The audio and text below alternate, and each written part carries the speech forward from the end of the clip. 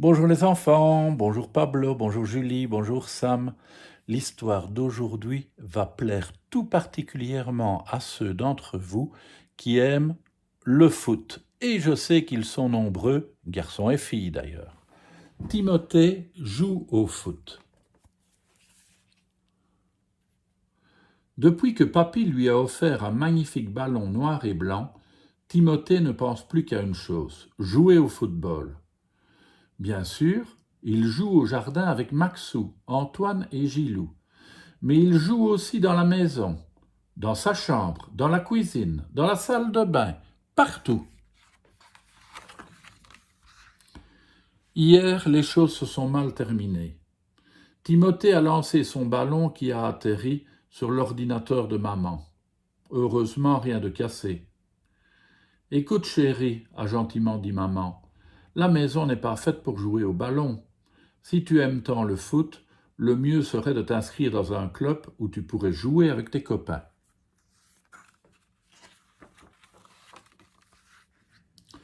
Excellente idée, a ajouté papa. Qu'en penses-tu, mon lapin? Trop chouette, a répondu Timothée. J'irai comme Maxou au football club Les Hirondelles? C'est ça, a renchéri papa. Comme ça, tu pourras devenir un vrai champion. Aussitôt dit, aussitôt fait. Papa inscrit Timothée au club dans la catégorie Poussinet. Timothée est si fier. Il porte le numéro 10 comme son héros, le grand David Péba, et des vraies chaussures de foot avec des crampons. Mais avant de jouer des matchs, il faut s'entraîner. D'abord, dit Diego, l'entraîneur, vous faites 2 fois le tour du terrain à petite foulée. Maxou démarre à toute vitesse, mais au bout d'un tour, il ne parvient plus à courir tant il est essoufflé.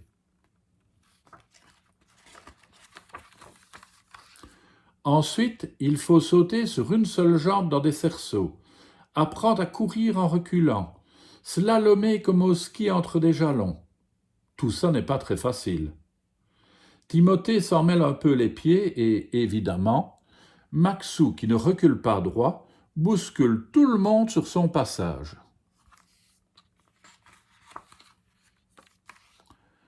Après tous ces efforts, arrive enfin le moment tant attendu. Les tirs au but. C'est trop rigolo. Chacun tire à son tour, et même Diego, qui est le gardien de but, n'arrive pas à arrêter tous les ballons. Ouais, but, but, s'écrie Timothée, qui a réussi à déjouer l'attention de Diego. Pour son premier jour d'entraînement, Timothée n'est pas peu fier de lui. Quelques semaines plus tard se produit un événement très important. Les Poussinets du Football Club Les Hirondelles vont jouer à un match contre ceux du Football Club des Marmousets.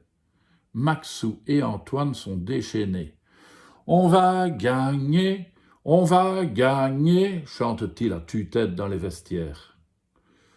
Pourvu que tout se passe bien, pense Timothée en enfilant son maillot. Les parents sont venus applaudir les champions. Lila, enthousiaste, est là aussi. Mais aïe aïe aïe, à peine le match commencé, un marmouset fait un croche-pied à Maxou et marque un but. Ce n'est pas juste, je ne joue plus, crache Maxou qui refuse de se relever. J'ai trop mal. Arrête ta comédie, lui dit Antoine. Debout, le match continue. Mais Timothée n'a pas attendu que Maxou cesse de bouder. Il veut à tout prix marquer un but et s'élance avec le ballon à l'assaut du but des Marmousets. Hop, une petite passe à droite, hop, une petite passe à gauche, et vlan! Timothée marque un but. Égalité! Hurrah! Applaudissent les hirondelles qui félicitent Timothée. À la seconde mi-temps, Maxou, qui a retrouvé confiance, marque le but de la victoire. Quel match! Beaux joueurs, les Marmousets serrent la main des hirondelles. Je vous félicite, dit leur entraîneur. C'est ainsi que doivent se comporter les champions. Bravo, bravo, répètent en chœur les parents. Lila, elle aussi, félicite les champions. « J'aimerais bien jouer un jour avec vous, demande-t-elle. « Pas question, rétorque Maxou. Le foot, c'est que pour les garçons. N'importe quoi, réplique Timothée. Les filles jouent très bien au foot. Génial, renchérit Antoine. Comme ça, les poussinets pourront jouer avec les poussinettes.